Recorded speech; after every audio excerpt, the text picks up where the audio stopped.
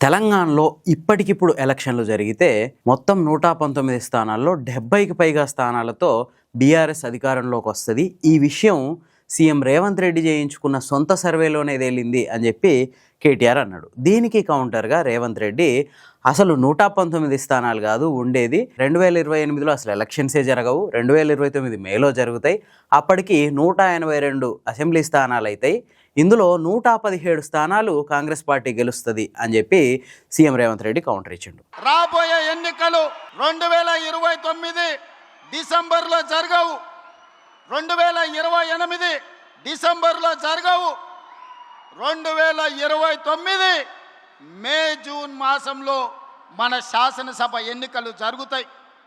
తెలంగాణ రాష్ట్రంలో ఉన్న 17 పార్లమెంట్లు సీట్లు 26 పార్లమెంట్లుగా మారుతాయి.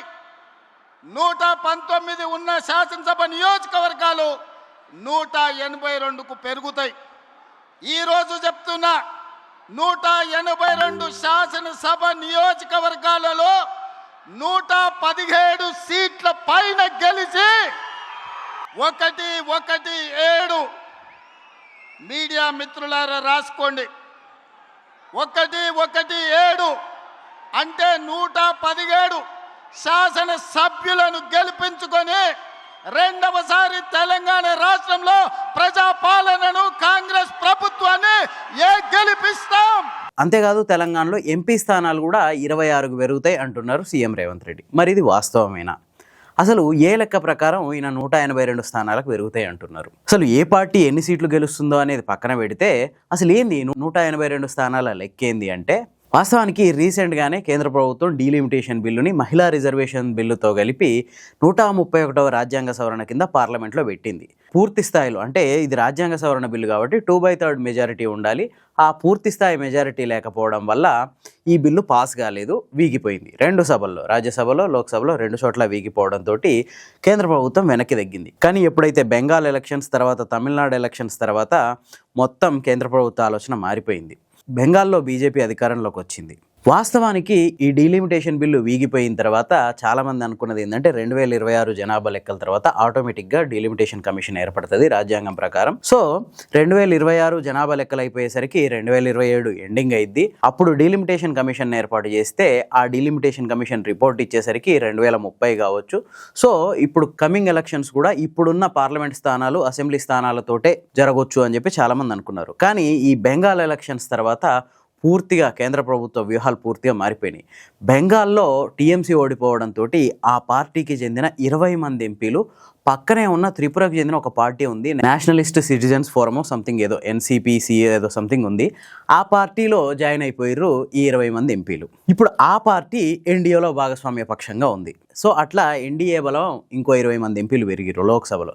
అంతేకాకుండా ఉత్తరప్రదేశ్లో కూడా 25 మంది ఎంపీలు ఎస్పీకి చెందిన ఎంపీలు వాళ్ళు బీజేపీకి సపోర్ట్ చేయడానికి రెడీగా ఉన్నట్టు తెలుస్తుంది.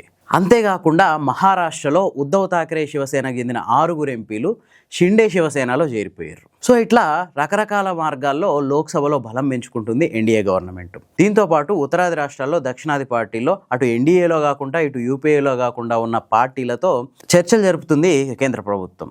డీలిమిటేషన్ బిల్లు గురించి వివరిస్తూ డీలిమిటేషన్కి మద్దతు ఇచ్చేలా చర్చలు జరుపుతుంది.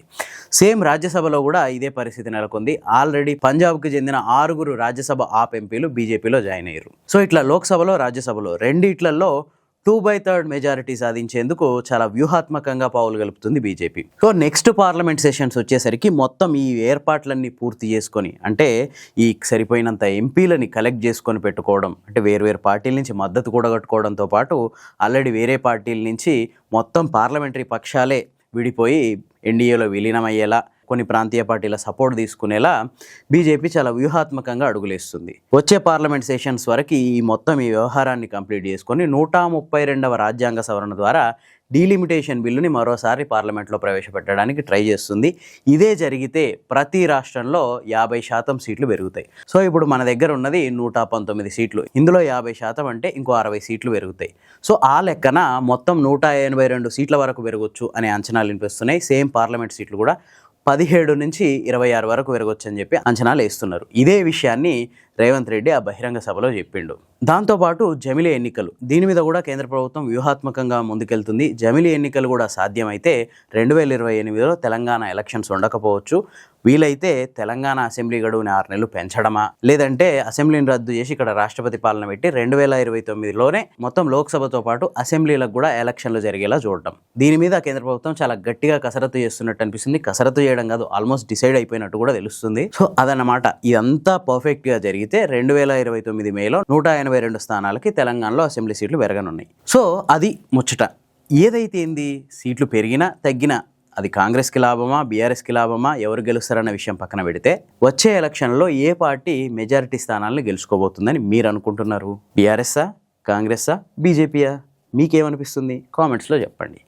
ఈ స్టోరీ కనుక మీకు నచ్చితే లైక్ చేయండి, షేర్ చేయండి. ఇలాంటి మరిన్ని మంచి కథనాల కోసం ది 4th ఎస్టేట్ ఛానల్ని సబ్స్క్రైబ్ చేసుకోండి.